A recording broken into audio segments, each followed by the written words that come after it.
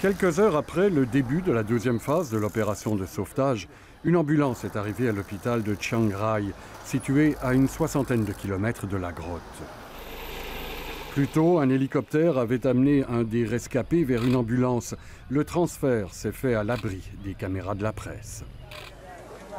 Le responsable de l'opération a déclaré que cette deuxième phase du sauvetage se déroulerait plus vite que la première en raison d'une probable montée des eaux. Les 4 garçons qui ont déjà été évacués vont bien, a-t-il dit, mais ils seront tenus éloignés de leurs parents et de leurs proches pendant un moment car nous craignons des infections.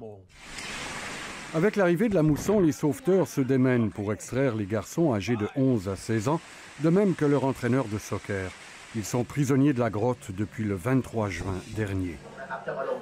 Les parents et les proches des garçons suivent sans interruption les efforts des secouristes, même si les autorités font preuve d'une grande discrétion quant à l'opération.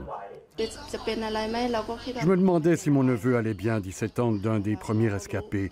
J'étais sûr que c'était le cas, mais je n'en ai rien dit jusqu'à ce qu'on le sorte de là et que oui, il allait bien. Quelle joie! L'annonce du sauvetage des 4 premiers garçons a bien sûr ravi la population du pays.